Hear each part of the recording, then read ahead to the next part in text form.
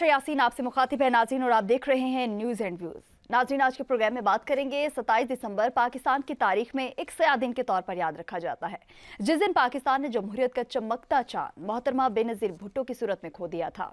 पूरी कौम मोहतरमा बेनज़ीर भुट्टो शहीद को खिराज तहसीन पेश करती है। इस पर भी हमारे प्रोग्राम में बात होगी और इसके साथ साथ हम नाज़रीन बात करेंगे कि सियासी तफरी या मालूमाती दौरा, कहा तो ये जा रहा है कि ये जो एक दौरा किया गया सुहेल आफरीदी की जानिब से लाहौर का, तो ये मतलब इससे पहले इन्होंने इतना अच्छा सूबा देखा नहीं है, शायद इस वजह से वो यहाँ पर आए हैं, लाहौर आए हैं। अज़मा बुखारी जो हैं वज़ीर इत्तलात, उनकी जानिब से कहा गया है। तो नाज़रीन, बात वही है कि ये जो दौरा था ये किस वजह से था, ऐसा वहाँ पे पहुँच के ऐसा क्या हुआ कि जिसकी वजह से हुकूमत, पंजाब हुकूमत जो है वो बहुत ही ज़्यादा गुस्से में दिखाई देती है। और जबकि हम देखते हैं कि सुहेल आफरीदी जो है वज़ीर आला KP, उनकी जानिब से कहना है कि पंजाब हुकूमत शदीद खौफज़दा है। उधर विफाकी सतह पर नून लीग और पीपल्स पार्टी ने तवील सियासी शराकत दारी और PTI से मुज़ाकरात के लिए दरवाजे खुले रखने का ऐलान किया है। एक तरफ मुज़ाकरात की बातें हो रही हैं, हुकूमत मुज़ाकरात करना चाहती है, दूसरी जानिब हम देखते हैं कि एक आईनी हक अगर इस्तेमाल किया गया है वज़ीर आला खैबर पख्तूनख्वा की जानिब से, तो फिर उन्हें इतनी शदीद तनकीद का निशाना क्यों बनाया जा रहा है। नाज़रीन, प्रोग्राम के दूसरे हिस्से में बात होगी कि भारत की नाकाम सफारतकारी के बारे में भारतीय अखबार द हिंदू ने 2025 को भारतीय खारजा पॉलिसी की शर्मनाक नाकामियों और बदतरीन सफारती हजीमत का साल करार दिया है। अखबार के मुताबिक मोदी हुकूमत की खारजा पॉलिसी तवक्कात पर पूरी नहीं उतर सकी, जहां अमेरिका के साथ मशरूत ताल्लुकात, चीन और रूस के महाज पर जम्मू तवानाई और सिक्योरिटी के शोबे में नाकामियां जो हैं वो सामने आई हैं। प्रोग्राम में हमारा साथ देंगे, अगर बात कर ली जाए, तारिक सुमेर साहब, शकील करार साहब, अस्कर चौधरी साहब, डॉक्टर बशारा साहब। बहुत शुक्रिया तमाम तजियाकारों का हमें ज्वाइन करने के लिए। शुरुआत करना चाहूँगी मैं तारिक सुमेर साहब आपसे। सियासी तफरी या मालूमाती दौरा, सुहेल आफरीदी के लाहौर आमद पर पंजाब हुकूमत के जो दिलचस्प तबसरे हैं वो भी हमारे सामने हैं, इस सब को आप किस नज़र से देखते हैं? जी बिल्कुल जी, शुक्रिया काशा। आज आपने बड़े अहम मौजू जो सिलेक्ट किए हैं, उसमें सबसे पहले आपने तज़किरा किया बेनज़ीर भुट्टो शहीद का। तो मैं थोड़ा सा एक शेर में ही उन्हें उनकी सारी लाइफ हिस्ट्री का ज़रा मुख्तसरन बता सकता हूँ। वो चिराग भी थी जो हवा के मुकाबिल रही, वो ख़ुद जली तो ज़माने को रोशनी दे गई। वो एक जद्दोजहद थी जमहूरियत की, आइन की बहाली की। सारी ज़िंदगी उनके वालिद मोहतरम का भी जो किरदार था, पाकिस्तान 2 लाख होने के बाद एटमी प्रोग्राम की बुनियाद रखी और पाकिस्तान को एक मजबूत बनाने में किरदार अदा किया। बेनज़ीर भुट्टो ने जो जेलें काटी जनरल ज़िया उल हक के दौर में, वो बड़ी मुश्किल जेलें थीं। फिर जिला वतनी भी काटी और जिला वतनी में भी पाकिस्तान की बहाली, पाकिस्तान में जमहूरियत की बहाली की जद्दोजहद की। फिर उन्हें एक साजिश के तहत शहीद कर दिया गया 2007। और मैं उस जलसे में जाने ही वाला था, रास्ते में ही था तो इत्तला आ गई कि पहले नवाज शरीफ साहब के काफ़िले पे फायरिंग हुई और फिर उसके बाद बेनज़ीर भुट्टो को शहीद किया गया। वो लम्हा मेरे लिए बड़ा तकलीफ़ दे था। वो चंद दिन बड़े तकलीफ़ दे गुजरे थे इस पाकिस्तान पे। लेकिन मैं यहाँ एक फ़िक्र में दाद दूँगा प्रेसिडेंट आसिफ ज़रदारी को। उन्होंने कोई 9 मई नहीं किया था, उन्होंने पाकिस्तान खप्पे का नारा लगाया था। यहाँ एक सियासी रहनुमा ने अपनी गिरफ़्तारी पे जो जिस तरह का एहतजाज किया, वो एक तारीख़ का बदनवा दाग बन चुका है। अब मैं आता हूँ सुहेल आफरीदी साहब के मतलब। सुहेल आफरीदी साहब कल गए लाहौर। आज बड़ी खुशी की बात है, असीर जो सज़ा याफ्ता रहनुमा हैं 9 मई के मुकदमात में, उनके घरों में गए। मुझे अफसोस इस अमर का है कि जब तक बानी PTI जेल नहीं गए थे, लाहौर में मौजूद थे, उनकी अहलिया मौजूद थी, तो ये लोग सारे गिरफ़्तार थे। किसी के घर नहीं गए थे वो, ना उनकी अहलिया गई थी। और ये बड़ी खुशाइन बात है, मैं इसको वेलकम करता हूँ कि बतौर सियासी कारकुन और बतौर चीफ मिनिस्टर हो गए हैं। जहाँ तक ये उन्होंने उज़मा बुखारी का आपने हवाला दिया है कि ठीक है, उनका राइट है, उन्होंने बयान दिया। और लाहौर की जो डेवलपमेंट है, बाकी सूबों के जो कैपिटल्स हैं उनकी निस्बत बहुत अच्छी है। और सारा पंजाब का मैक्सिमम बजट भी हमेशा लाहौर पे लगाया जाता है। और लाहौर हमारा दिल है और लाहौर में ही करारदाद पाकिस्तान भी पास हुई थी, मीनार पाकिस्तान भी वहीं पर है। तो लाहौर उन्होंने देखा कि जैसे यूरोप देख लिए, चले यूरोप तो अभी बना नहीं लाहौर, ये एक अलग बात है, लेकिन ट्रेनें जो चलती हैं, मेट्रो ट्रेन है, नहीं यूरोप की एक वो इस्तिलाह के तौर पे इस्तेमाल की जाती है ना, तो छोड़ उस पर वो कहते हैं ना पंजाब की तरक्की पे भी पेरिस बना देंगे मुल्क को, हम हर शहर को। एक मिसाल सियासी लीडर बयान देते रहते हैं, लेकिन लाहौर से वो कुछ सीख के जाएं। मैं आखिरी बात करना चाहता हूँ, सुहेल आफरीदी, वो ये सीख के जाएं कि लाहौर की डेवलपमेंट कैसे हुई, उसी तरह पेशावर की डेवलपमेंट करें।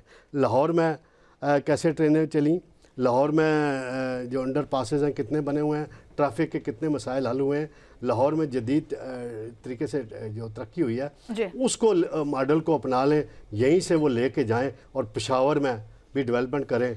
तो फिर उज़्मा बुखारी ये कहने पे मजबूर हो जाएगी कि शुक्र है यहाँ से कुछ देख के गए हैं और पेशावर को भी इन्होंने लाहौर की तरह बनाया। अब उन्हें यूरोप के तर्ज पे लाहौर को देखने की जरूरत है। शकील करार साहब, ऐसी कौन सी तरक्की है, ऐसी कौन सी तरक्की है जो आप समझते हैं कि वज़ीर आला KP सुहेल आफरीदी जो है वो यहाँ से सीख कर जाएंगे और उसके बाद वो तमाम तर चीज़ें जो हैं वो उन्हें अपने सूबे में भी करनी चाहिए? इसके साथ ही क्या समझते हैं कि अगर एक मुंतखब वज़ीर आला दूसरे सूबे में आए हैं तो ये उनका आईनी हक है, तो फिर पंजाब असम्बली में बदनज़मी भी देखी गई है और हाथापाई जैसे वाक़यात भी सामने आए हैं, और क्या समझते हैं ये वाक़यात क्यों पेश आए, जिम्मेदारी किस पे आयद होती है? ये जिम्मेदारी आयद होती है पंजाब हुकूमत पे जी कि वो इस उनके CM के PK के दौरे से खुश नहीं थे, उनका दिल तो नहीं चाह रहा था, लेकिन उनकी मजबूरी थी, सियासी मजबूरी थी, और उस मजबूरी में ही उज़्मा बुखारी साहबा ने प्रेस कॉन्फ्रेंस किया और तंजिया लफ्ज़ इस्तेमाल किए हैं, वेलकम किया। और उसके बाद जो तंजन लफ्ज़ इस्तेमाल किए कि वो लाहौर में बत्तियाँ देखने आए हैं, बत्तियाँ देखें और सफाई देखें और फिर वहाँ जाके अपने सूबे में इस पर अमल दरामद कराएं, और पेशावर को उन्होंने गंदा कहा। तो अभी बात आपने की तरक्की की, तो मुझे बिल्कुल ठीक है, बहुत तरक्की हुई है, तजावज़ात ख़त्म हुई हैं, सफाई हुई है, बहुत तरक्की हो गई है। उससे अब रोज़ाना वहाँ पर दूध की नहरें बह रही हैं, बल्कि शहद भी 2-4 किलो मिल जाता है मुफ्त में, तो बहुत तरक्की हो चुकी है। वहाँ पे साइकिल पे आपको जाता नहीं है, हर आदमी जो है वो ट्रेन पे जा रहा है, जहाज़ों पे, बल्कि हेलीकॉप्टर पे stop to stop helicopter service शुरू हो चुकी है, और 150 रुपये वाली जहाँ पर शुरू हुई थी पहले, तो वो भी सर्विस शुरू हो चुकी है। बात यह है कि आप वो करें बात जो दूसरा कोई आपकी बात को तस्लीम कर ले। आप सच्ची बात करेंगे तो बात तस्लीम होगी, अगर झूठे दावे करेंगे, यूरोप बनाने का दावा करेंगे, तो यूरोप वाले भी आप पे हंसेंगे कि आप किसकी बात कर रहे हैं, कौन सी तरक्की की बात कर रहे हैं। सिर्फ सड़कें साफ़ करने से तरक्की नहीं होती है, ना तजावज़ात हटाने से तरक्की होती है। तरक्की होती है कि अगर आप आवाम के बुनियादी मसाइल हल कर चुके हों। अगर आप, फिर मैं कोट करूँगा यहाँ पर बिलावल भुट्टो ज़रदारी को, उन्होंने आज ही 1 घंटा पहले ये तकरीर में कहा है कि बिजली तकसीमकार कंपनियों के उनके होल से कब आवाम की जान छूटेगी, कब वो बाहर निकलेंगे और बिजली सस्ती होगी। ये आवाम के मसाइल हैं कि उसको तालीम मिले, सेहत मिले और रोज़गार मिले, तो आप बात करें कि तरक्की हो रही है। ये तरक्की नहीं है कि सड़कें साफ कर दें। क्या आप अपनी बत्तियां दिखा रहे हैं? बत्तियां दिखा रहे हैं, आप ये अल्फाज आपको जेब देते हैं, आप इखलाकियात का दर्स देते हैं सारा दिन कि PTI को बस ज़ुबान है, घटिया है, ज़ुबान इस्तेमाल करते हैं, तो आप कौन से यहाँ पर अहादीस पढ़ के लोगों को इस्लाम की तबलीग कर रहे हैं? आप भी तो वही लफ्ज़ इस्तेमाल कर रहे हैं ना। तो आप पहल करें, फिर हम कहेंगे हाँ आपने पहल की और उनको खुशामदीद कहा, दिल से कहा, उनके लिए दावत की, खाना किया, उनको इज़्ज़त दी। आपने इज़्ज़त दी पंजाब असम्बली में कि एक मेंबर सूबाई असम्बली को धक्के मार के वहाँ सिक्योरिटी गार्ड निकाल रहे हैं, ये इज़्ज़त दे रहे हैं आप MPs को। आपका कल MPA अगर जाए वहाँ के PK में उसका ये सलूक हो तो आपने तूफान खड़ा कर देना है पूरे सूबे, पूरे मुल्क में कि देखें हाय हाय हमारे MPA को उन्होंने धक्के मार के बाहर निकाल दिया। इस तरह ना करें। हमने पहले भी गुजारिश की थी कि सियासतदान, हम किसी एक पार्टी की बात नहीं कर रहे हैं, हम PTI वालों को भी कहते हैं कि आप भी सबक सीखें और आप भी अपनी ज़ुबान को उसमें कंट्रोल में रखें और अच्छे अल्फाज इस्तेमाल करें, माहौल को तनाव ना लाएं और मस्बत बात करें। क्यों कि अगर यही हालात रहे तो फिर देख लीजिएगा, नज़र आ रहा है कि फिर सब कुछ लपेट दिया जाएगा और फिर हालात वो नहीं रहेंगे, कोई भी सियासी जमात चल नहीं पाएगी। अगर इस मौके पर चंद दिनों में अगर कोई मुफाहमत होती है, मुज़ाकरत होती है, तो हालात कंट्रोल में रहेंगे, वरना फिर हालात नज़र ये आ रहा है कि हालात कंट्रोल से बाहर निकल जाएंगे। उस वक्त मौका आपके हाथ में नहीं रहेगा कि आप पाकिस्तान की सियासी हालात को, तरक्की को बेहतर कर सके। ये झूठ बोल के आप कब तक आवाम को बेवकूफ़ बनाएंगे? CM के पे आ गया तो कौन सा तूफान आ गया? वो एक सूबे का वज़ीर आला है, मुंतखब वज़ीर आला है, वो कोई फार्म 47 तो लेकर नहीं आया जिस पर आप इल्ज़ाम लगा दें कि जैली वज़ीर आज़म है। तो उसको आप कम से कम एहतराम तो दें, इज़्ज़त तो दें, एहतराम तो दें। अगर आप उनकी तरबियत की बात कर रही हैं, उसने वहाँ लाहौर हाई कोर्ट बार में तकरीर की, वहाँ ISF के स्टूडेंट्स से तकरीर की, कौन से लफ्ज़ उसने बज़बानी इस्तेमाल की, कौन सियासी वहाँ इंतशार फैलाने की बात की? उसने तो यही बात की कि हमारा लीडर अंदर है, लीडर झुक नहीं रहा, तो हम अपने लीडर के साथ ना झुके ना बिकेंगे। तो वो आवाम को इस तरफ रागिब कर रहा था, इंतशार तो नहीं फैला रहा। तो आप उसको क्यों नेगेटिव ले रहे हैं? पॉजिटिव एक्टिविटी करें ना, आप भी जाएं सूबे में। आप देखें ना, पूरा पंजाब है, उसकी मिसाल हम लाहौर से नहीं दे सकते। लाहौर आपका कैपिटल है, जिस तरह इस्लामाबाद कैपिटल है। आप साथ ही पिंडी आप जाएं तो आपको हर जगह गंदगी नजर आएगी। इस्लामाबाद में एक आईनी ऐसी बात है ना कि मैं आपको कल ही दिखा दूंगा। जो है वो इस्तेमाल किया गया वज़ीर आला केपी सोहेल अफरीदी की जानिब से, लेकिन उसमें भी इतने सारे सवाल जो है वो खड़े हो गए। जिस तरीके से अज़मा बुखारी ने कहा कि अगर वो बोलते भी हैं तो अपनी तरबियत शो करते हैं। क्या समझते हैं डॉक्टर बशारत साहब कि ये जो तरबियत की बात आ चुकी है, क्या ऐसा बोल दिया जिस पे तरबियत जो है वो शो हो रही है? देखें, ये सारी बातें हैं अवाम को इन बेकार की बातों में, बेकार के इश्यूज़ में, नॉन इश्यूज़ में फंसा देने का, उनको जो है ना इन चीज़ों में उलझा कर और ख़ुद जो है बस मैं क्या कहूँ वो करते जाना। अवाम मर रहा है, महंगाई से मर रहा है, बिजली के इंक्रीज़्ड टैरिफ से मर रहा है, लाखों लोग बेरोज़गार हो चुके हैं कि टैरिफ आपने बिजली का और गैस का इतना ज़्यादा कर दिया है कि इंडस्ट्रीज़ बंद हो रही हैं। इन चीज़ों से तवज्जो हटाने के लिए ये खेल खेला जा रहा है तीनों बड़ी पार्टीज़ की तरफ से। हाँ, एक अच्छी बात हुई है कि जो KPK के वज़ीर आला हैं, यंग वज़ीर आला हैं, वो जाकर वो गए हैं घर पे किसके, जो कि इनके कुरैशी साहब जिनको रिहाई मिली है, उनके घर पर गए हैं और वहाँ जाकर कम से कम मुलाकात की है उनके अहल खाना से। जबकि उनकी ये शिकायत रही कि 2 साल में मैं भी तो जेल में था, मुझे कोई आके मिला, तो सब जो है वो इमरान खान साहब के साथ मिलने के लिए बेकरार रहते हैं हर वक्त, लेकिन कोई जो उनका सेकंड इन कमांड था उसके पास कोई गया, किसी ने उसका हाल पूछा कि तुम किस हाल में हो, जबकि उसका कोई ताल्लुक़ नहीं था 9 मई के साथ, जो कि साबित हो चुका है। तो ये एक बहुत अच्छा मेरा ख्याल है कदम है। बाकी तो ये सारी बातें अवाम को जो है ना एक नॉन इश्यूज़ में फंसाने वाली बातें, इसलिए मैं तो इसके ऊपर कोई तबसरा करना नहीं चाहता। ये सिर्फ अवाम की बात करो, अवाम मर रहा है, उसके लिए PTI ने कौन सी आवाज़ उठाई है? क्या वो गए कोई बिल लेकर आए, कोई क्वेश्चन किया उन्होंने? हर MNA, हर सेनेटर जो PTI का है वो क्वेश्चन लेकर आ सकता है असेंबली में, और वो लाजिम हो जाता है उस मिनिस्टर पे, जो उस वजारत का मिनिस्टर है जिससे मुतालिक सवाल आया, कि वो उसका जवाब दे, इन राइटिंग भी दे। और उसकी जो सेक्रेटरी है उस वजारत का, उसकी जिम्मेदारी होती है कि फैक्ट्स एंड फिगर्स के साथ जवाब दे। इतनी जो कमेटीज़ बनी हुई हैं, नेशनल असम्बलीज़ की कमेटीज़ हैं, सेनेटरी कमेटीज़ हैं, उनमें इनके भी मेंबर्स हैं। कोई हुआ है ये कभी? बल्कि इनका तो पब्लिक अकाउंट्स कमेटी का भी जो है चेयरमैन इनका था पहले। तो इन्होंने क्या किया, क्या अकाउंटेबिलिटी की है, क्या ये लेकर आए हैं असेंबली में, कौन से क्वेश्चन रेज किए हैं कि इतनी महंगाई हो गई है, क्यों आप ये कर रहे हैं? हर चीज़ के ऊपर अवाम के जो मसाइल हैं, एक एक के ऊपर क्वेश्चन आना चाहिए। कुछ किया इन्होंने? तनख्वाहें तो ये ले रहे हैं, इनसे बात करो। हम तो जी फॉर्म 47 नहीं मानते, तो हम फॉर्म 45 नहीं मानते। भाई तुम नहीं मानते तो तुम असेंबली में क्यों बैठे हुए हो? तनख्वाहें तो तुम ले रहे हो, तुम इस्तीफ़ा दे दो वहाँ से। फॉर्म 47 तुम्हें पसंद नहीं आ गया, तुम कहते हो हम नहीं मानते, इस्तीफ़ा दे के निकल जाओ। तुम वहाँ पर बैठे हुए भी हो, तुम तनख्वाहें भी ले रहे हो, सारी मुराद भी ले रहे हो, अवाम के लिए तुम कुछ नहीं कर रहे। सिर्फ इस तरह की बातें करके, उधर से अज़मा बुखारी, इधर से ये लोग, ये सिर्फ अवाम का जो है, अवाम की तवज्जो उठा रहे हैं एक्चुअल मसाइल से। ये मेरा तो ये कहना है। बुनियादी सहूलियात से दूर है इस वक्त अवाम जो है वो शदीद परेशानी में मुब्तला है। उसके साथ हम देखते हैं कि इस वक्त एक आम आदमी का बुरा हाल है। जिस हवाले से भी देख लिया जाए, एक आम आदमी जो है वो शदीद खौफ में मुब्तला है। लेकिन इस वक्त जो कहा जा रहा है, वज़ीर आला KP कहते हैं कि इस वक्त जो हुकूमत पंजाब है वो खौफ में मुब्तला है, खौफ में नज़र आ रही है। क्या समझते हैं असगर चौधरी साहब, इस वक्त खौफ में है कौन एक्चुअल में? हुकूमत। जी बहुत शुक्रिया आकाशा। एक तो जैसे आकाशा आपने इब्तदाइये में कहा, आज सबसे पहले तो हम मोहतरमा बीबी शहीद को खराज अकीदत पेश करते हैं। आज के दिन वो एक तवाना आवाज़ खामोश कराई गई थी, जो ख़ुद भी बेनज़ीर थी और बेनज़ीर हुक्मरान भी थी, बेनज़ीर लीडर भी थी, इंसानी हकूक़ के लिए भी उनकी बेनज़ीर खिदमात थी। हम उन्हें खराज अकीदत पेश करते हैं। आपके सवाल की जानब भी आता हूँ। मैं दोस्तों की कुछ बातों का सिर्फ ज़रूर जवाब देना चाहूँगा। देखें, बहुत अच्छी बात है, उन्होंने बत्तियों की बात की है। वैसे बत्तियाँ देखने के लिए हमेशा लोगों को कहा जाता था कि लोग शहर कायद जाते हैं कराची में। लाहौर की बत्तियों के हवाले से आज तक कोई ऐसी मिसाल मौजूद नहीं है हमारे सामने। पता नहीं अब लाहौर में कौन सी बत्तियाँ लग गई हैं। लाहौर में तो हमें यह बताया जाता है कि एयर क्वालिटी इंडेक्स इतनी है कि 10 मीटर के फासले के ऊपर आपको सड़क नज़र नहीं आती है। तो वो बत्तियाँ कहाँ से नज़र आएंगी? थोड़ी सी अगर इसकी भी वो वजाहत कर देती उज़मा बुखारी साहबा तो बहुत अच्छी बात होती। बड़ी अच्छी उन्होंने बात की है, तफरीह के लिए आए हैं वो। तफरीह के लिए कोई गले की बीमारियां लेने के लिए नहीं आता है।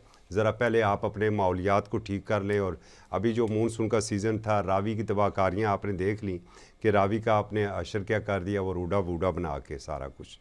दूसरी बात यह है कि अगर वहाँ पर इस सोहेल अफरीदी आपको ये कह देते कि मोहतरमा यहाँ पर तो हम सांस भी नहीं ले सकते, तो आप आइए ज़रा हम आपको साफ़ हवा में ले जाते हैं, स्नोफॉल दिखाते हैं आपको, गलियात की, मालम जब्बा की। तो मेरे ख्याल में क्या फिर ये जवाब उनका दुरुस्त था? एक इंफॉर्मेशन मिनिस्टर हैं आप, एक सूबे की, बड़ा सूबा है और जिसे कहा जाता है कि बड़ा भाई है, तो आपको तो वहाँ पर कम से कम बुके भिजवाना चाहिए था, उन्हें वेलकम करना चाहिए था। चलें आप उन्हें अगर चाय के ऊपर नहीं बुला सकती, खाने की दावत नहीं दे सकती, बड़े दिल का मुजाहरा होता है, बुके चला जाता, वेलकम बुके उनको पेश किया जाता। पंजाब हुकूमत उन्हें वेलकम करती। जैसे शकील साहब ने बात की, बहुत अच्छा पॉजिटिव। और ये जो सियासी तनाव है उसमें बड़ा फ़र्क आना था, लेकिन इनकी कावश क्या है कि कोशिश करें जी कि जल्दी के ऊपर तेल नहीं डालें, मिट्टी का तेल नहीं बल्कि पेट्रोल डालें। बयानात इसी तरीके के ही आते हैं। एक तो पीटीआई के दोस्तों की भी यही बात है, वो भी बेतुके बयानात दे देते हैं। अब अगर पूछ लिया था एक साफ़ी ने मीना खान साहब से सवाल, तो मीना खान साहब को भी तहजीब के दायरे में रह के उसका जवाब देना चाहिए था, और वो गैर पार्लिमानी ज़बान इस्तेमाल नहीं करनी चाहिए थी। उन्हें ज़ेब नहीं देती। वो एक सूबाई वज़ीर हैं, वो एक पार्टी के नुमाइंदे थे, उन्हें ये ज़बान ज़ेब नहीं देती। सबसे बड़ी बात मैं यहाँ इंटरप्ट करना चाहूँगा कि जो लफ्ज़ वहाँ के एक दो साफ़ियों ने इस्तेमाल किए, तो हमें अपने ऊपर शर्मिंदगी हो रही है कि हम भी अपने आप को साफ़ी होने का दावा करते हैं कि CM KPK से बराह रास्त सवाल किया गया कि आप चरस लेके आए हैं, चरस लेके आए हैं, असला लेके आए हैं। यार सवाल ये तज़हीक है। देखिए ये तज़हीक है, और अगर इस तरह के सवाल सामने आएंगे तो डेफिनेटली इस तरह के जवाबात भी आपको देखिए आकाश है, वो एक सूबे के CM में, और फिर वो पश्तून बेल्ट है वो, और आप बैठे हुए हैं लाहौर में जो एक पंजाबी बेल्ट है। एक आप इसको भी नज़रअंदाज नहीं कर सकते। दूसरी बात यह है कि देखें बिल्कुल लाहौर की सड़कें बड़ी साफ़ हैं, आवाम को मुफ्त सफरी सहूलियात है, राशन फ्री मिलता है, खाना रोज़ वहाँ पर होता है, इन्होंने सब्जियाँ फ्री मिलती हैं। इन्होंने दूध की बात की, मैं साथ शहद की भी बात करता हूँ, चूँकि तारक सुमैर साहब ने बात की, दूध और शहद की नहर है, इसलिए फिसलन बहुत ज़्यादा है। एक डॉक्टर साहब की एक बात का मैं जवाब ज़रूर देना चाहूँगा। डॉक्टर साहब बिल्कुल आप दुरुस्त कह रहे हैं, PTI को अपनी पार्लिमानी जिम्मेदारियाँ पूरी करनी चाहिए। मैं एक छोटी सी आपको मिसाल देता हूँ, ये 2025 है और कौमी असम्बली में 2025 में 6,694 क्वेश्चन जमा हुए हैं जो वक्फा सवालात होता है, और जवाबात कितने मिले हैं जो तहरीरी तौर पर मिले, बहुत सारे तो टेकअप भी नहीं हुए, उनकी तादाद 1442 है। तनासब आप खुद निकाल लीजिएगा कि हुकूमत कितने जवाब देती है। ये इशू जो है क्यों नहीं उठाते हैं ना सर, वो सवाल कर रहे हैं, हुकूमत जवाब नहीं दे रही है उसका। अब वो क्या बाहर आकर इस पर प्रेस कॉन्फ्रेंस करें, इस बात पर करें, हुकूमत जवाब नहीं दे रही। जाने बढ़ना चाहूंगी, ये कैसा रवैया है, कैसी रिवायत जो है वो पंजाब हुकूमत की जानिब से डाल दी गई है। अगर कुछ नर्म कोशा दिखा देते, कुछ अपना रवैया नर्म रख लेते, तो हो सकता है कि आगे चल के मामलात जो हैं वो बिल्कुल बेहतर हो जाते हैं। क्योंकि जिस तरीके से हम बात करते हैं कि वफाकी हुकूमत की जानिब से मुज़ाकिरात की बातें हो रही हैं, मुज़ाकिरात कुछ दिनों में नज़र आ रहे होते हुए, ऐसे में इस तरह का रवैया आप कैसे एक्सपेक्ट कर सकते हैं? कैसा रवैया हम रखेंगे तो आगे से हमें पॉजिटिव रिस्पॉन्स मिलेगा? जी बिल्कुल, आपका सवाल अपनी जगह दुरुस्त होगा, लेकिन पंजाब हुकूमत ये बताए ना, पंजाब हुकूमत ने उन्हें कोई लाहौर रोक लिया था, कहीं कंटेनर लगा लिए थे, भाई वो आए हैं, जहाँ जहाँ जाना चाह रहे हैं उनको जाने दिया जा रहा है, कोई उनको रोका तो नहीं गया। तो नहीं था सर, चंद नहीं, एक मिनट बात मुकम्मल होने चौधरी साहब, मैं आपकी तसल्ली करता हूँ। बंद किए हुए थे तारिक साहब, अपना पॉइंट रखिए। कोई रास्ता बंद नहीं था, जहाँ जिस लीडर के घर वो जाना चाहते थे गए, बाहर में गए, लाहौर प्रेस क्लब में गए। अभी मेरे पास लाहौर प्रेस क्लब से ये एक प्रेस रिलीज आई है, मैं थोड़ा सा हवाला दे देता हूँ। वहाँ CM KPK के गार्ड्स ने प्रेस क्लब के अंदर जो 4 जर्नलिस्ट थे उन पर तशद्दुद किया और बड़ी मजम्मत का बयान जारी किया गया। उन जर्नलिस्टों के नाम भी लिखे गए हैं, 4 के, उन्हें मारा पीटा गया है। ये लाहौर प्रेस क्लब की बाकायदा प्रेस रिलीज है, और मैं आपको दे भी दूंगा। ये भी रवैया आप देखें ना, गार्ड्स का, और जो पंजाब असम्बली की आप हवाला दे रहे हैं, वहाँ कोई वो असम्बली की अपना डेकोरम है कि आप असम्बली के अंदर जो जब जाना है तो यहाँ नेशनल असम्बली के अंदर मिनिस्टर्स के पर्सनल गार्ड्स असला लेके नहीं जा सकते। असम्बली की अपनी सिक्योरिटी उसको हैंडल करती है। इसी तरह पंजाब असम्बली है या सूबाई असम्बलियाँ हैं, उनके अंदर भी यही होता है। रवैया दो तरफा होना चाहिए। ये नहीं कि आप धमकी देकर आएँ और आप कहें जी आपको वहाँ से फूल पेश करेंगे। आप कहें जी हम खैर सगाली के विजिट पे आए हैं, जो इश्यूज हैं दो सूबों के दरमियान हम उस पर आए हैं, आप उसके लिए आए हैं, उसके लिए आए हैं। आप चीफ मिनिस्टर से मिलना चाहती हैं तो आप रिक्वेस्ट भेज देते, चीफ मिनिस्टर आपको मिलने थी। आपने कोई रिक्वेस्ट तो नहीं भेजी ना, अगर आपने कहा मैं तारिक सुमैर साहब ये सिर्फ मुलाकात नहीं थी, डेफिनेटली ये उनका आईनी हक है, पाकिस्तान भी उनका है, वो कहीं पे भी जा सकते हैं, उनको रोका नहीं जा सकता। मैं आपका सवाल समझ गया हूँ। उनको किसी ने रोका नहीं है, उन लोगों को रोका गया जो इश्तारी थे। चंद उनकी गिरफ्तारियां कितने गिरफ्तार हुए सर इश्तियारी? 80-90 बंदे उन्होंने गिरफ्तार किए। अच्छा, इश्तियारी गिरफ्तार हुए उनसे? जो 80 बंदे तो उनके साथ पूरे नहीं थे सर। नहीं, लाहौर के कारकुन में बात कर रहा हूँ, वो तो उनके साथ आने वाले गिरफ्तार होते हैं। उनको गिरफ्तार किया गया है वक्ती तौर पे, पता नहीं छोड़ भी दिया जाएगा या नहीं, वो जमानत हो जाएगी उनकी। उनको पकड़ा गया। आप बताएं ना कि आलिया हमजा कहाँ है? इंटरव्यू तो टीवी पे चढ़ के वो दे देती हैं। सर उस हवाले से फिर बात करेंगे। एक बहुत बड़ी सर ये तो पंजाब पुलिस की नाकामी बेटा जिसके हवाले से बात कर इस हवाले से भी बात करेंगे। सबको दुरुस्त करना पड़ेगा, एक तरफ से रवैया नहीं दुरुस्त होगा। रवैया हर तरफ से सही होगा। और अगर एक पॉजिटिव तरीके से ये सब कुछ हुआ है, तमाम तर चीज़ें जो हैं हमारे अवाम के भी सामने हैं। सो यहाँ पे जितने भी हमारे एक्सपर्ट्स मौजूद हैं उनका भी जो पॉइंट ऑफ व्यू है वो तमाम आपके सामने रखा है। प्रोग्राम के दूसरे हिस्से की जानिब बढ़ेंगे, लेकिन यहाँ पर वक्त है एक शॉर्ट ब्रेक का। हमारे साथ रहिए।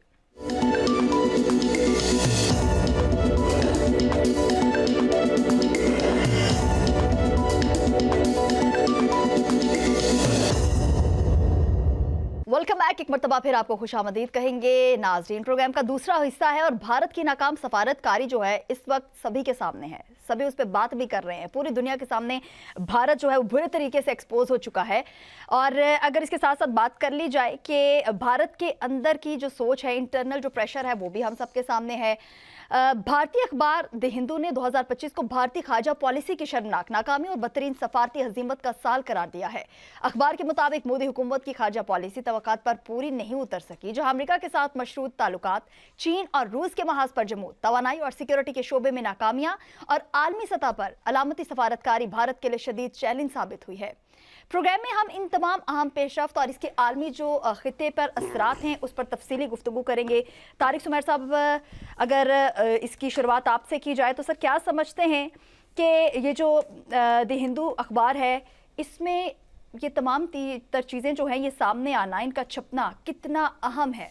जी बिल्कुल जी, आवाज़ तो पाकिस्तानी मीडिया से उठ रही थी ना, इंटरनेशनल मीडिया। अब हिंदू अखबार एक बड़ा अखबार है, इंटरनल प्रेशर। और मैं नई दिल्ली में इनके दफ्तर भी एक मरतबा गया हूँ, बहुत पुरानी बात है।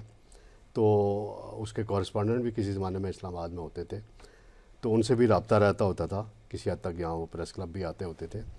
तो ये इस रिपोर्ट में ने बिल्कुल एक मरतबा नरेंद्र मोदी को बेनकाब कर दिया और उस रिपोर्ट में कहा है कि 2025 एक बिखरा हुआ साल था, नाकाम तरीन सदी का नाकाम तरीन साल करार दिया है इंडिया के लिए, मौजूदा सदी का, और मुश्किल तरीन और नाकाम तरीन साल करार दिया। फिर वो कहते हैं 25% टैरिफ लगा, रूसी तेल इजाफी, वो जो वीज़ों की पाबंदी लगी है वाशिंगटन से इंडिया पे, तो इसमें वो कहते हैं कि बहुत बड़ी परेशानी है और इन्होंने बहुत बड़ी गलती की जो पहलगाम फॉल्स फ्लैग ऑपरेशन किया और वो सिक्योरिटी की नाकामी थी। उसके बाद हमला किया पाकिस्तान पे और पाकिस्तान की सलाहियत का अंदाज़ा नहीं लगाया था सही, और पाकिस्तान को इन्होंने समझा था जैसे कि तरन वाला है और इसी तरह वो करके ले जाएंगे। तो वो कहते हैं कि पाकिस्तान ने इन्होंने जो शिकस्त दी है वो तारीख़ में अब रकम हो चुकी है। फिर उन्होंने जो बात आगे लिखी है बड़ी अहम, वो कहते हैं कि सऊदीया के साथ जो दिफाई माहिदा हुआ है वो एक बहुत बड़ा धचका लगा है भारत को, क्योंकि भारत ये दावा करता था कि हम सफारती माज पे बहुत आगे हैं और हमारा साथ जो ख़ास तौर पे खलीजी ममालिक हैं, सऊदी अरब का वो दावा करते थे। और आपको पता है पहलगाम वाक़या जब हुआ था तो सऊदी अरब के दौरे पे थे नरेंद्र मोदी और वहाँ से वापस आए थे, और वहाँ से वापस आने तो पहलगाम जाने की बजाय सीधे बिहार सियासी कैंपेन चलाने चले गए थे। तो ये सारी चीज़ें, और वो कहते हैं कि पाकिस्तान के अंदर जो क़यादत है वो सख्त गिर भी है और मुनज़्ज़म है और सलाहियत की अमल है। ये तीन उन्होंने क़यादत का हमारे का हवाला दिया है। फील्ड मार्शल की क़यादत होगी, वज़ीर-ए-आज़म की होगी, आसिफ ज़रदारी की होगी, तीनों ये क़यादत है ना इस वक्त। तो 2 इलेक्टेड हैं और एक अपने उनके पास CDF का होता है, फील्ड मार्शल है, आर्मी चीफ़ है। फिर उन्होंने जो आखिरी बात बड़ी लिखी है कि वो कहते हैं कि पाकिस्तानी क़यादत की सलाहियतों का एतराफ़ दुनिया भर में हो रहा है, तो ये भारत की नाकाम पॉलिसियों का नतीजा है। और बांग्लादेश का हवाला भी उन्होंने इस अखबार में लिखा गया है कि बांग्लादेश के अंदर जो सूरत हाल हुई है, तो उस पर वो कहते हैं कि बांग्लादेश के अंदर भी जो हालात हुए हैं वो भी भारत की बड़ी नाकामी हुई है। तो बड़ा इस अखबार में जो रिपोर्ट शाया होना पाकिस्तान के लिए बहुत अहम है। अमरीकी अखबारों में आ रहा है, यूरोपियन अखबारों में आ रहा है, UK में आ रहा है। वो जब इंडियन अखबार पाकिस्तान की क़यादत की सलाहियतों का और पाकिस्तान के पोटेंशियल का एतराफ़ करें, तो इनको समझें कि सही मानों में अब नरेंद्र मोदी को डज लगनी है। अब इंडिया के अंदर इस रिपोर्ट पे बहुत बहस हो रही है। अब इंडियन चैनल देखें, वहाँ जो गोदी मीडिया है वो इन पे इल्ज़ामात लगा रहा है कि जी ये पाकिस्तान के हामी हो गया है ये अखबार। ये अखबार कैसे हो सकता है? उन्होंने एक तजिया लिखा है, उन्होंने एक तजिया दिया है, तजियाती रिपोर्ट दिया है। तो मैं इस तजियाती रिपोर्ट को बड़ी अहमियत देता हूँ और मैंने ये स्टोरी न्यूज़ में सुबह भारत की, न्यूज़ में बिल्कुल फाइल की भारत थी। के अंदर से ही बहुत ही सारी आवाज़ें जो हैं वो इस वक्त हमारे सामने आ रही हैं और इसके बाद जो हालात हैं वो मज़ीद ख़राब हो जाएंगे। इसके साथ भारत ने अपने ऐसे वादे किए जिन पर अमल दरामद की क़ुव्वत जो थी वो मौजूद नहीं थी। इस अखबार में ये भी दावा किया गया कि बहुत बड़े बड़े दावे किए गए, बहुत बड़ी बड़ी बातें की गई हैं, लेकिन इस पे अमल दरामद की क़ुव्वत ही मौजूद नहीं थी। उसके साथ अमेरिका के साथ ताल्लुकात पर द हिंदू ने 2025 को मुश्किल तरीन साल भी करार दे दिया है। शकील करार साहब इस सब पर रोशनी डालेगा। देखिए आकाशा, भारत, ये तारक सुमैर साहब की बात बिल्कुल ठीक है कि भारत को अब अंदर से जो आवाज़ उठ रही है और एक ताकतवर आवाज़ उठी है द हिंदू अखबार के इस मजमून से, तो इस मजमून के बाद मैं समझता हूँ कि भारत की जो मौजूदा हुकूमत है उसकी बुनियादें हिल गई हैं और वो पूरी तरह दुनिया के सामने आप करें नंगी हो गई है या बेनकाब हो गई है, जो भी आप लफ्ज़ उसके लिए इस्तेमाल करें, तो वो उस हद तक जा चुकी है। और अब ख़ुद इस अखबार में ये लिखा गया है कि आलमी सतह पर यानी कि भारत की खारजा पॉलिसी का भी नाकामी लिखी गई है। रूसी तेल के हवाले से जब बात करें, अमेरिकी 25% टैरिफ की बात करें या सऊदीया पाकिस्तान के हालिया दफाई मादे की बात करें, तो उसमें वाज़ेह तौर पर लिखा गया है कि भारत की खारजा पॉलिसी भी नाकाम हुई है और यही वजह है कि ये भारत के हवाले से अमेरिका की जो पॉलिसी है उसमें तब्दीलियाँ जो आ रही हैं, फिर रूसी तेल के हवाले से जो पाबंदियाँ लगी और जो हालिया सऊदी अरब ने पाकिस्तान के साथ दफाई माहिदा किया है, तो उससे सऊदीया और भारत के ताल्लुकात को भी एक बड़ा दचका लगा है। तो ये पॉलिसी में इसमें हमारी पाकिस्तान की खारजा पॉलिसी की कामयाबी को भी हम इसमें ऐड कर सकते हैं, क्योंकि पाकिस्तान की कामयाब खारजा पॉलिसी ही थी कि पाकिस्तान के, अभी देखना गुज़श्ता रोज़ UAE के प्रेसिडेंट पहली मरतबा पाकिस्तान आए, मुख्तसर दौरे पर आए, और ये मामूली बात नहीं होती है कि जब कोई सरबराह मुमलिकत किसी मुल्क दौरे पर जाए, चाहे वह दावत दी हो, तो वो उसके असरात कई बरसों तक मौजूद होते हैं। उसके जो मायदे होते हैं वो कौमों की, मुल्क की तरक्की के लिए होते हैं। लेकिन भारत में जो माशी जो उस पर नुकसान उठा रहा है, उसको नुकसान उठाना पड़ रहा है, तो ये उनकी नाकाम खारजा पॉलिसी है। और अब हमें कोई ज़रूरत नहीं है पाकिस्तान को कोई इल्ज़ाम लगाए, अब तो उसकी आवाज़ उसके अपने अंदर से, उसके दिल से आवाज़ें उठना शुरू हो गई हैं और अब उसकी आवाज़ का कोई फ़ायदा भी नहीं रहा। आगे बढ़ूंगे डॉक्टर बशारत साहब आपकी जानिब। अमेरिकी नेशनल सिक्योरिटी स्ट्रेटेजी में भारत का किरदार 2025 मई के बाद आप कहां देखते हैं? और उसके साथ साथ कुछ बातें हो रही हैं कि अमेरिका के साथ ताल्लुकात में 25% टैरिफ, रूसी तेल पर पाबंदियों के बाद भारत की खारजा जो पॉलिसी है उस पर क्या समझते हैं, क्या असरात मुरतब हुए? देखिए, ये साल नाकाम तरीन साल गया है इंडिया के लिए, इसमें कोई शक नहीं है। आपने अमेरिका की बात की, अमेरिका के सदर ने 25% टैरिफ तो आयद कर ही दिया है और वो इसको 50% तक करने के दर पे थे। बाद में कुछ रहम आ गया उनको, और जो यहूदी लॉबी है वहाँ पे जो बहुत स्ट्रॉन्ग है, उसने रोका है कि इससे ज़्यादा इसके ऊपर ना करें, क्योंकि यहूदी लॉबी और हिंदू लॉबी ये मिलकर काम कर रहे हैं पाकिस्तान के ख़िलाफ़, मुसलमानों के ख़िलाफ़। दूसरा एक जिसका आपने नाम नहीं लिया और हमारे दोस्तों ने भी नहीं लिया, वो है H1B पॉलिसी, जो इनका वीज़ा होता है अमेरिका के लिए, आपने किया है। उसका ये होता है कि 1 लाख से ज़्यादा इंडियंस हर साल वहाँ पर जाते थे जॉब्स करने के लिए H1B वीज़ा पर। अब वो जो है तकरीबन नामुमकिन बना दिया गया है और उसमें ये कर दिया गया है कि $1 लाख जो हैं हर साल उनका एम्प्लॉयर जमा कराएगा। तो कोई ऐसा एम्प्लॉयर नहीं होगा जो $1 लाख जो है वो जमा कराए एक बंदे के लिए, और वो भी हर साल। तो ये एक बहुत बड़ा सेटबैक है इंडियन मिडिल क्लास के लिए, और जो इतने ज़्यादा वहाँ जा रहे थे।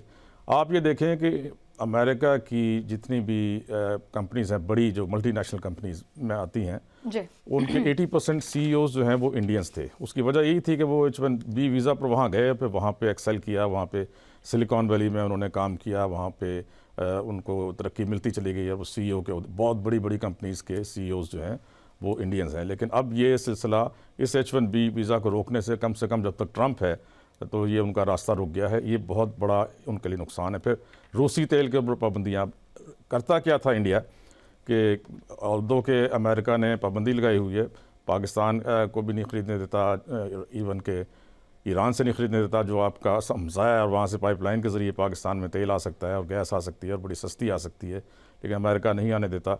तो इंडिया जो है वो रूस पे पाबंदियों के बावजूद वहाँ से तेल ख़रीदता रहा, अपनी रिफाइनरीज़ में साफ़ करके उस तेल को बाकी दुनिया में बेचता रहा, जिससे कि अमेरिका ने कहा, ट्रंप ने कहा कि हमारा बहुत ज़्यादा नुकसान हो रहा है। हम चाहते थे कि इसका माशी जो है वो बाइकआउट किया जाए रशिया का, ताकि यूक्रेन की जंग जो है उसको ख़त्म कराया जा सके। तो वो उस पर फिर इंडिया से काफ़ी नाराज़ ट्रंप रहे।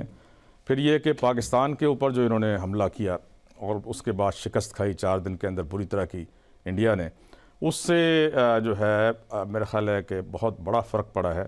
और अमेरिका ने वो जो फर्स्ट इंडिया वाली पॉलिसी थी इस रीजन के लिए, उसको ख़त्म करके अब पाकिस्तान को बहुत ज़्यादा जो है एक अच्छा मुकाम मिलिटरीली दिया गया है इस रीजन के लिए। और हमारे जो फील्ड मार्शल हैं उनके साथ 1-on-1 मीटिंग होना, लंच होना उनके साथ एक अमेरिकन प्रेसिडेंट का, ये भी एक दुनिया की मिसाल है। इससे पहले कभी नहीं हुआ किसी भी डेवलपिंग कंट्री के, इवन के डेवलप्ड कंट्री के भी इस तरह चीफ़ ऑफ स्टाफ को बुलाकर, चीफ़ ऑफ आर्मी स्टाफ को बुलाकर और उसके साथ अमेरिकन प्रेसिडेंट जो है वो एक्सक्लूसिव लंच करे। तो ये एक बहुत बड़ी कामयाबी थी और उसमें पाकिस्तान के लिए बहुत बेहतरी जो है हमारे लिए तो एक बहुत बड़ी कामयाबी थी, लेकिन भारत के लिए एक बहुत बड़ी नाकामी है ना। तो ये भी नाकामी क्यों हुई कि अगर वो हमला ना कर, देखें बहुत सारी इस वक्त पाकिस्तान को इज़्ज़त मिली है और जितनी बातें अभी हमने की हैं, इसकी बुनियादी वजह ये है जो उसने हमला करने की गलती की पाकिस्तान के ऊपर, जिसके बाद जो उसको इबरतनाक शिकस्त हुई है, उससे पाकिस्तान का मुकाम बहुत बढ़ गया है, बहुत बढ़ गया है पूरी दुनिया में पाकिस्तान। और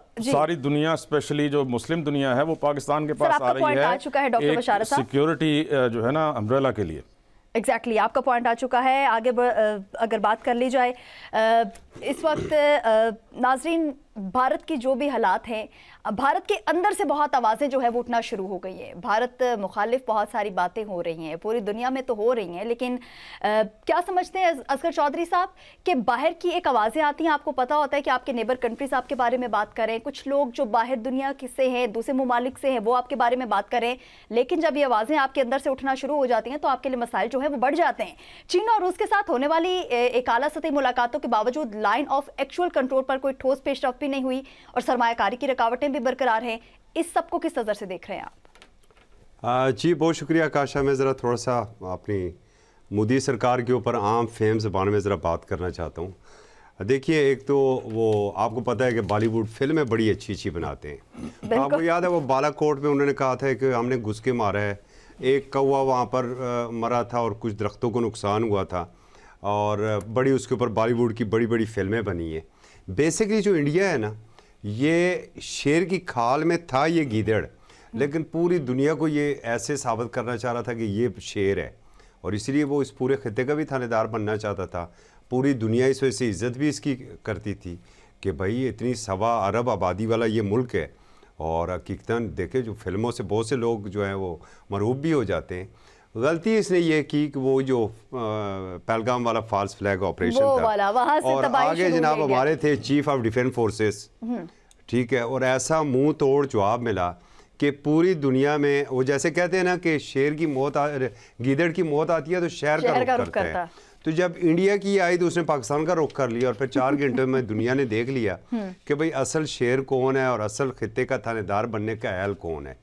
द हिंदू ने तो आज बात की है ना, चंद दिन कबल द डिप्लोमेट ने जो रिपोर्ट शाया की थी, वो पूरी दुनिया में वो उसके ऊपर डिस्कशन हुई है, देखा गया है। जो सफारती हल्के हैं उन्होंने बड़े बगौर उसका जायज़ा लिया है, ये मानने को तैयार नहीं थे।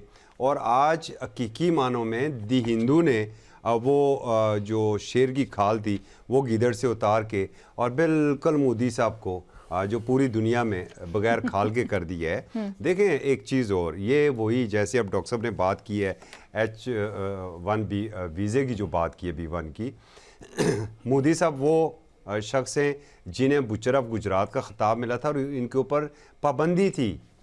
ये प्राइम मिनिस्टर बने तो उस वक्त भी इनके ऊपर पाबंदी थी कि ये नहीं जा सकते थे अमेरिका। ये बाद में इनकी पाबंदी वहाँ से ख़त्म हुई। फिर बड़ा नारे लगे जी शाइनिंग इंडिया, हम इंडिया को पता नहीं कहाँ पर लेकर जाएंगे। इंडिया की हालत यह है कि एक आपसे अकलीतें तो आपसे महफूज नहीं है और बाकी आम लोगों को तो छोड़ें जो इंदवाता की सोच है। एक उनकी स्टेट का CM है, वो एक मुस्लिम डॉक्टर का, फीमेल डॉक्टर का नकाब खींच रहे, तो वो क्या मैसेज क्या पूरी दुनिया को जा रहा है। दूसरी जानब आप हमारा देखें, कल लाहौर में कल जो क्रिसमस की परसों तकरीब हुई है, लाहौर की जो मेन चौक है वहाँ पर क्रिसमस ट्री लगी हुई है वहाँ पर, और इंडिया में जो क्रिसमस ट्री लगे हुए हैं या तकरीबात हो रही हैं, इंतहा पसंद हिंदू वहाँ पर हमले कर रहे हैं। माइनॉरिटीज का जो ख्याल रखना है वो पाकिस्तान से सीखना होगा। तारिक सुमैर साहब, भारतीय कार्रवाई के बाद तैयारों के नुकसानात पर जो खामोशी थी, अगर आपसे कोई गलत काम हो ही गया है तो डेफिनेटली आप एडमिट कर लो ताकि आपके लिए हालात जो हैं वो आगे चल के बेहतर हो जाएं। लेकिन भारत जो है वो स्टिल आज तक इस चीज़ को मानने से इनकारी है। हम देखते हैं कि दिफाई बजट भी बढ़ाने की बातें की जाती हैं, तो आप क्या समझते हैं कि दिफाई बजट बढ़ाने से जो जज्बा है, जो जज्बा ईमानी है या जो जंग लड़ने का जज्बा है वो उनके अंदर आ सकता है और दिफाई बजट से वो कोई भी जंग जो है वो जीत सकते हैं या कहीं पे भी बड़ी बड़ी बातें कर सकते हैं? जी, दिफाई बजट बढ़ाने से पहले भी उनका पाकिस्तान से बहुत बड़ा बजट है और उनकी फ़ौज भी बड़ी है, उनकी आबादी भी बड़ी है, तो उनके पास जज्बा नहीं है। उस जज्बे का इज़हार आज हमारे सदर आसफ जरदारी ने बेनज़ीर भुट्टो की शहीद की 18वीं बरसी पे लाड़काना में ख़िताब करते हुए, दो फिक्रे में उनके कोट करूँगा। वो कहने लगे जब ये जंग हो रही थी तो उनके मिलिट्री सेक्रेटरी ने उन्हें कहा कि सर जंग शुरू हो गई है तो हम बंकर में चलते हैं। तो मैंने उन्हें कहा कि शहादत कबूल करनी है, हमने बंकर में नहीं जाना। ये जज्बा हमारे उमर रसीदा सदर पाकिस्तान का, फिर उन्होंने फील्ड मार्शल का हवाला दिया कि हमारे फील्ड मार्शल का तुम सामना नहीं कर सके, तुम बड़ी बड़ी बातें करते हो, नरेंद्र मोदी को मुखातब किया। फिर उन्होंने जो फिक्रा हम अक्सर बात कर चुके हैं उस पर कि सदर की तरफ से पहली मरतबा आया है कि अगर उस दिन पाकिस्तान चाहता तो भारत के सारे जहाज़ हम गिरा सकते थे, बावजूद हमने नहीं गिराए। ये उन्होंने बातें की हैं। तो उन्होंने कहा कि जज्बा हमारे पास है, तुम्हारे पास बजट होगा, पैसा होगा, सारी चीज़, जज्बा और ट्रेनिंग हमारे पास है, तुम्हारे पास नहीं है। तो ये बात आपकी है कि वो बजट जितना मर्जी बढ़ा लें। उस दिन भी हमने बताया था कि 25% वो बजट इजाफा कर रहे हैं डिफेंस बजट में। उसकी रिपोर्ट्स आई थी, इंडियन मीडिया में भी आई थी, बाकी मीडिया में भी आई थी, तो उस पर हमने बात की। बजट बढ़ाने से नहीं, जज्बा बढ़ाने से टेक्नोलॉजी में बेहतरी करने की ज़रूरत है और पाकिस्तान ने टेक्नोलॉजी के ज़रिए ये जंग जीतने में बड़ा किरदार अदा किया। जज्बा हमारे अंदर मौजूद था। जज्बा इस तरह मौजूद होता है कि जब कारगिल वार हो रही थी तो बाज़ अफसरान शहीद हुए उस वार में, उन्होंने आज खुद रिक्वेस्ट करके अपनी ड्यूटी लगवाई थी कि हमने इंडिया के ख़िलाफ़ लड़ना है। तो वहाँ इंडिया के अंदर तो इंडियन फौजी एहतजाज कर रहे होते हैं, रोटी नहीं उन्हें मिल रही होती, वहाँ डिसिप्लिन के मसाइल होते हैं, असले की ख़रीदारी में करप्शन की बातें इंडिया के अंदर सबसे ज़्यादा आती हैं। जज्बा है तो पाकिस्तानियों के पास है, बैसियत मुसलमान है। आपको याद हो कि चंद दिन कबल उलमा के कन्वेंशन में खिताब करते फील्ड मार्शल ने क्या कहा, उससे उन्होंने कहा मैंने खुदाई मदद आते हुए हमने देखी और महसूस की और हमारी भी उनसे चंद दिन कबल हमारे सदर में मुलाकात हुई थी, तो उन्होंने कुरानी आयात का हवाला दे के कहा था कि अल्लाह के फजल से हमने अल्लाह की मदद से ये जंग जीती है। तो पाकिस्तान के साथ जो अल्लाह की मदद है वो हमेशा हासिल रही है।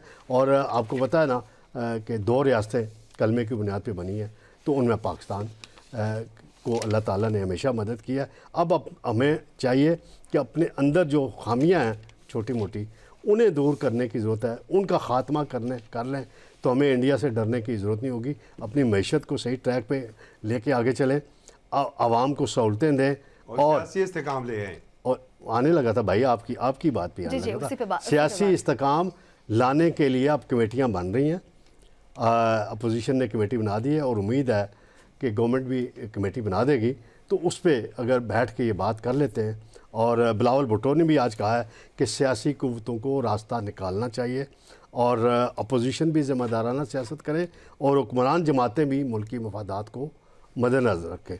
तो अपोजिशन को भी चाहिए कि धमकी अमेज़ बयानात देने, ट्विटर का गलत इस्तेमाल, सोशल मीडिया पे प्रोपेगेंडा, अब जिस तरीके से बरतानिया में नहीं, हरकत की है। ऑपोजिशन बस चुप कार्रवाई करके बैठ करें जाए, ना, आप ऑपोजिशन सिर्फ चुप करके बैठ जाए और नहीं, हुकूमत जो है वो तंज भी इनके करे। कहने का मकसद ये है कि वो कार्रवाई की है ना जो भाई। बोले इनसे पूछ के, इनसे लिखवा के वो बोल दिया करें। नहीं लिखवा के नहीं, मैं बात नहीं, कर रहा हूं। कार्रवाई करें जो रियासती अदारों के खिलाफ है। किसने भाई रोका कर रहे हैं ना आपको? हुकूमत कार्रवाई। आपकी है। कल बरतानिया के high commission deputy high commissioner को बुलाया नहीं गया फॉरेन ऑफिस, फिर रात को बरतानिया के हाई कमीशन ने स्टेटमेंट भी जारी की कि हम इंक्वायरी कर रहे सर, हैं। जो यहाँ तो ये वाले तो उनके क्या- खिलाफ उन्होंने कहा जो मुल्क के अंदर अपने हालात है, कवानीन के सबसे पहले तहत, उनको बेहतर अपने करना कवानीन के चाहिए। उन्होंने तहत अपने देखेंगे। कवानीन के अगर तहत क्या करना कर ना। सकते हैं उसमें? पाकिस्तानी अगर कवानीन के तहत तो नहीं, पाकिस्तान बरतानिया नहीं, में उन्होंने तहत कहा करना। कि हमारा जो कानून है उसके दायरे में जो चीज आती होगी उसको हम देखेंगे। वो तो आपके करते हैं, मुताबिक आप मान करें ना। मान सकते हैं। असल इशू आप कहे, आप करें। अपने मुल्क में पहले जो हालात हैं वो बेहतर होने चाहिए। मुज़ाकिरात की बातें हो रही हैं तो ये दोनों तरफ से अपना नर्म रवैया जो है वो दिखाना चाहिए, ना कि सिर्फ ऑपोजिशन को कहा जाए कि आप अपना रवैया जो है उसको नर्म करें।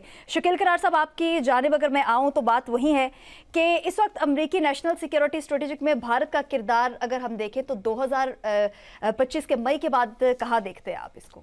देखिए, उसमें तो हिंदू अखबार ने बड़े वाज़ेह तौर पर लिख दिया है कि वो उसमें जो भारत का किरदार था वो मिनिमाइज़ उसको किया गया है। तो इसका मतलब यही है कि अब वो अमेरिका भारत पर इस हवाले से एतमाद उसका उसमें कमी आई है और वो अब मज़ीद इसके ऊपर एतमाद को कायम नहीं रखना चाहता और चाहता है कि इसके किरदार को मिनिमाइज़ किया जाए। देखिए ना, अब दो मिसालें हम देते रहे हैं, एक जर्मनी की और एक कनाडा की।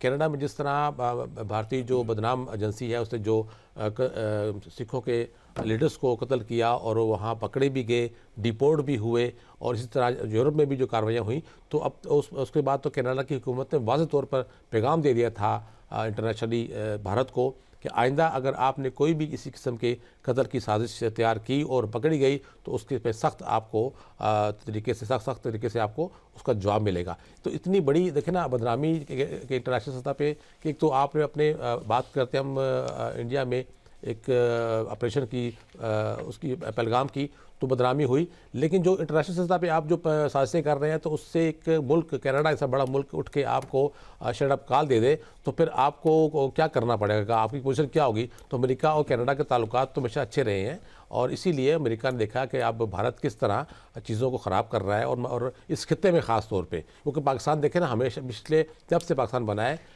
बार बार पुरअमन तरीके से एक पैगाम देता आ रहा है दुनिया को, देखो भारत हमसे ज़्यादती कर रहा है, भारत हमसे हमारे ऊपर हमले भी करता है और इल्ज़ाम हमारे पर लगाता है। भारत में अगर कोई गाय भी कत्ल हो जाए, किसी को कोई मार दे तो उसका इल्ज़ाम भी हमारी एजेंसी के ऊपर लगाया जाता है। तो इस तरह इल्ज़ाम दर इल्ज़ाम कब तक लगते रहेंगे? तो अब भारत अब इस पोजीशन में नहीं रहा कि अपना मौक़िफ़ पेश कर सके, अपनी सफाई दे सके अपनी आवाम को।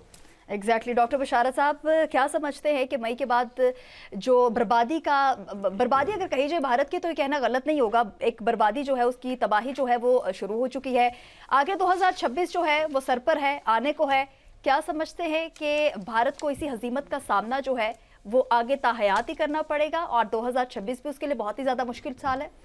देखें, अभी जिस तरीके से ये कहा गया सारी चीज़ें कवर हो गई, लेकिन दो चीज़ें और मैं इसमें ऐड करना चाहूँगा। एक तो अफ़गानिस्तान, इंडिया की एक ये और गलती है इनके NSA जो अजीत डोवल है और मोदी कि अफ़गानिस्तान के साथ ये बहुत पींगे बढ़ा रहे हैं और अफ़गान तालिबान को बुलाकर, उनके लीडर्स को बुलाकर और ये मीटिंग्स करवा रहे हैं। इवन के वहाँ पर जो रिलीजियस इस्लामी मदरसे हैं वहाँ पर जाकर उनकी मीटिंग्स वहाँ के मौलाना हज़रात के साथ कराई जा रही हैं। इसका इनको बहुत बुरा खमियाजा भुगतना पड़ेगा, क्योंकि एक दफ़ा हिंदुस्तानी मुसलमान अगर खड़ा हो गया, तालिबान उसको जो है एक्टिवेट करने में कामयाब हो गए तो ये हिंदुस्तान के ताबूत में आखिरी कील साबित होगा। तो एक ये बहुत बड़ी इसकी गलती है। बांग्लादेश दूसरी तरफ खड़ा हो रहा है इसके ख़िलाफ़, और बांग्लादेश की आर्मी, नेवी, एयर फोर्स तीनों के रवाबित पाकिस्तान की तीनों फोर्सेस के साथ बहुत ज़्यादा बढ़ते जा रहे हैं, जिससे कि शदीद तकलीफ़ है इंडिया के अंदर और वो इससे सख्त परेशान है। तीसरी चीज़, जो चाइना को कंटेन करने के लिए अमेरिका इंडिया को सपोर्ट कर रहा था और कोई वजह नहीं थी। वो चाइना से खौफजदा हैं, वो चाहते थे कि इंडिया जो है, और इंडिया इसका फ़ायदा उठा रहा था, वो चाइना को अपना दुश्मन दिखाकर सारा असला भी ले रहा था, हर तरह की बरात ले रहा था। बहुत बड़े बड़े नाम हमने देखा था कि भारत में हमारे सामने आए थे और उनकी जानिब से यही कहा गया था कि भारत के जो भी नेगेटिव पॉइंट्स थे वो उन्हीं के अपने लोग, उन्हीं भारत के अंदर से जो आवाजें उठ रही थी वो तमाम तर चीजें हमारे सामने आ गई थी। बहुत शुक्रिया। इंडिया को इसलिए अब अमेरिका ने सपोर्ट करना छोड़ा है कि ये जो पाकिस्तान से नहीं लड़ सकता तो चाइना के खिलाफ ये किसी और से क्या लड़ेगा। बिल्कुल। तारिक सुमेर साहब, शकील करार साहब, असगर चादरी साहब, डॉक्टर बशारत, शुक्रिया अदा करना चाहूंगी मैं आप सभी का कि आप हमारे साथ यहाँ पर मौजूद थे। इसी के साथ अपनी मेजबान नकाशा यासीन को दीजिए इजाजत। खुदा हाफिज।